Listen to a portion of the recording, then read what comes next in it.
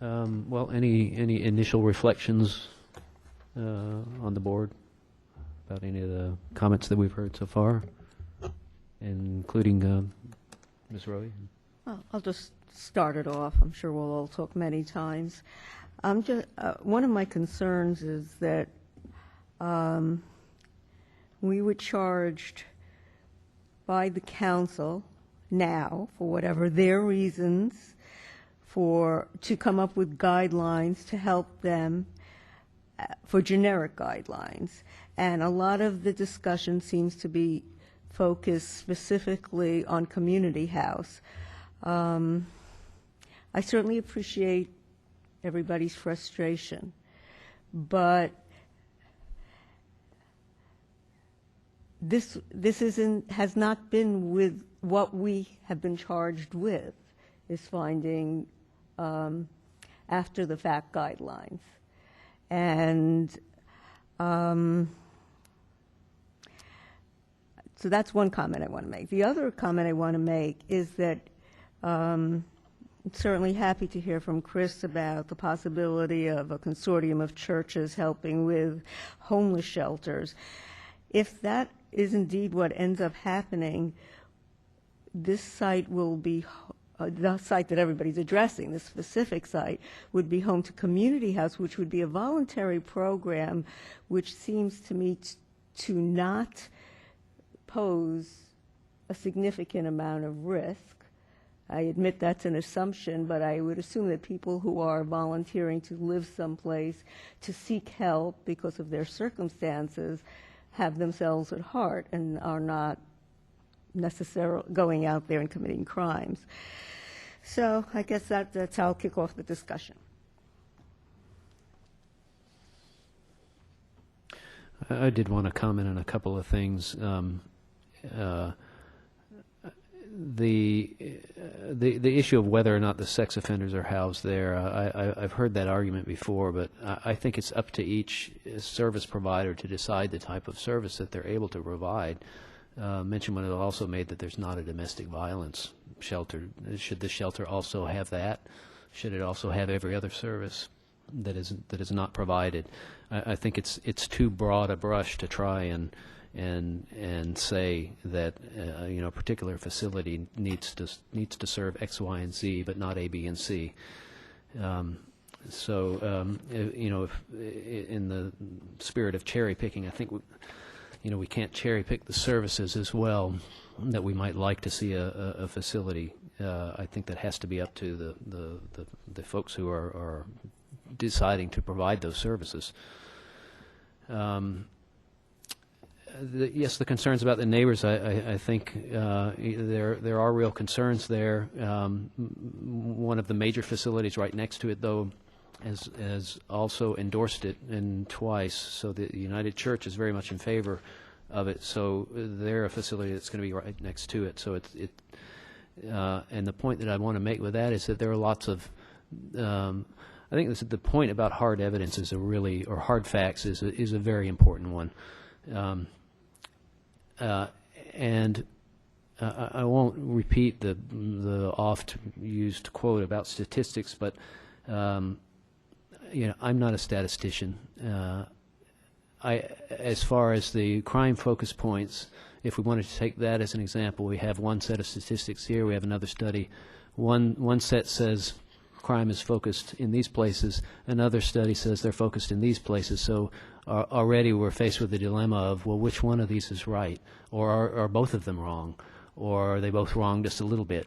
So I think the issue of the Orlando study, yes, that was a draft study. I wasn't even sure whether that needed to be provided to the planning board or not, because it was something that was mentioned to me by the person who had done the Chapel Hill study. But since it was asked for, I went ahead and provided it. But then there again, the situation there is not completely analogous to what we have in Chapel Hill. The neighborhood that was studied was joined on downtown, if I remember correctly, and was a rather low a neighborhood that had a lot of abandoned housing. In fact, part of the focus of the study was to try and correlate some of the crime to abandoned housing as well, if I'm not misstating what was in the report. So the circumstances there don't exactly overlap. So the point is there's a lot of interpretation. There's no hard fact out there that if we just looked hard enough, we would find it, and that would tell us exactly what we need to do. That's just not out there. And so we're going to have to use our best judgment. I'm also, I think the whole board is frustrated that we're kind of dealing with this situation right now, because this is not the time to be coming up with guidelines. I think everybody knows that. We should be coming up with guidelines for shelters and services and so forth at a time that's very calm. That's not the hand we were dealt, unfortunately. And we can see how difficult it's become. I also, part of me thinks that if we were doing that, we might only have 5 people in the room when we were doing that, if it were not at a time when a controversial SUP were before council. I hope I'm wrong. I hope we would have a lot of public there to address it. But unfortunately, you know, there was nobody asking for these things. Everybody was comfortable with the process until that application comes in. So we're kind of forced to deal with the hand that we're dealt with, or the hand that we're dealt. Let's see. Yeah, once again, the question by Mr. Walker about what happens to the non-clean and sober. Again, there's only so much that a facility can do, and I would love for some government or for Orange County to come together and wave a magic wand and provide all the facilities and services that are out there. And if the taxpayers of this county decided that they wanted to do that and were willing to pay for it, it would happen. But unfortunately, we're not there yet, and so each service provider is going to have to decide what it can do. Let's see. There were a number of points. I'm very encouraged about the initiative about rotating the homeless shelter, and I know all of us would like to see the other local governments step up and do more to meet this need. I'm sure, as Ms. Rowe said, we're not even scratching the surface of the people who are actually out there. Let's see.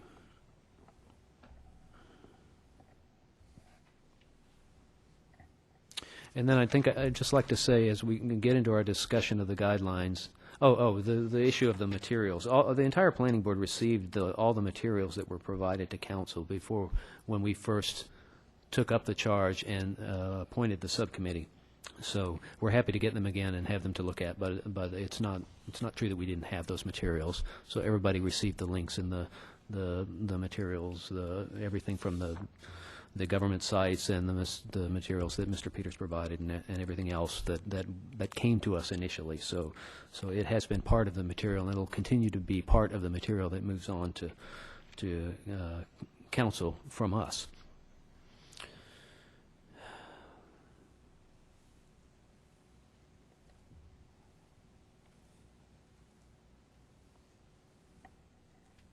I think that's all I have to say on those at the moment. Is it George?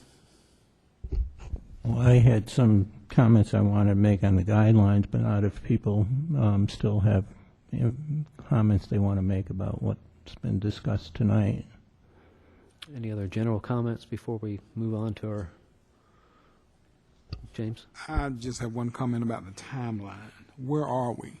I know it has been a position for us to make some decisions and that sort of thing, but exactly, I just would like to get a sense of what is our timeline in terms of making a decision. That is really up to us.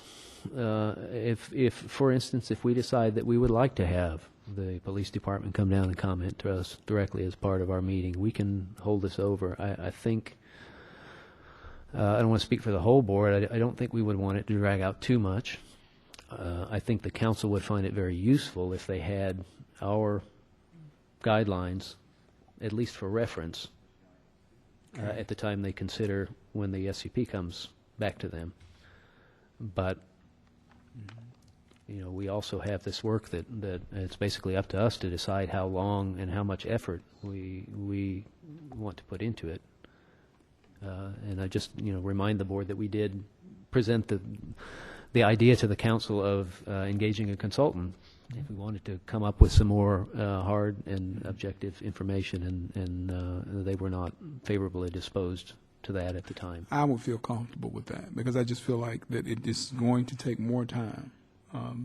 We're just going to have to take more time to perhaps collect more data, get the policemen to come in and do whatever they need to do reporting. And I realize that it's dragging it out, but at the same time, when you look at the citizens and the community, I think since there's so much controversy about the facts that are surrounding it, I think we should just take a little more time and do what we can to sort of at least try to make that extra effort. I don't know. Yep. I have a question. I think we really need, the one thing that we have to answer is, are we looking to come up with specifics or with general guidelines? What was your sense of our charge? Well, the council was clearly uncomfortable with the idea of, I mean, they were sort of presented three options, and one of those was the more onerous task of actually trying to draft some standards and something that would go into the ordinance, and they were not disposed toward that, but rather wanted, and I think Mark Peters' comment was not off target. I think they would like to see some specificity in that, and I think that's one of the reasons we're continuing our discussion to come up with something a little more specific. However, I, for one, am a little bit uncomfortable not being an expert in these areas. There is a ton of data out there. A lot of it is conflicting. A lot of it is subject to interpretation. So, I, for one, am a little reluctant to establish, for instance, specific numbers on a particular thing based on what maybe the city of Cleveland has done, or a city that's the same size as Chapel Hill but may not have the same. I'm not qualified to evaluate whether that makes sense to say, well, 1,000 feet's good enough for them, so it's good enough for us, for instance. So we basically, if the council has decided against, at least for the time being, providing us any more extensive technical support in that area, then we have to make what we feel is the fairest judgment about these things that we can, based on the information that we have, and to be as objective as we possibly can, knowing that it's not going to be perfect. But, George. Yeah. Well, I think I agree with everything you're saying, and I think it'll be clear when I go into the guidelines and what I came away with, why I think that. So I guess I might as well jump in and do it, if it's okay with you. Yeah, why don't we go ahead and proceed to discuss how we can, some. Okay, I took the guidelines that were presented last meeting and using that as the framework, because I thought it was a good framework, just worked with that, mainly because I'm, I guess, a visual person too, and I like to see things in front of me. And I broke it into the 5 areas that I think the subcommittee had, the first being concentration. In the recommendation, the subcommittee said identify similar uses within a quarter-mile proposed use and consider potential impact. And I thought about that quite a bit and made some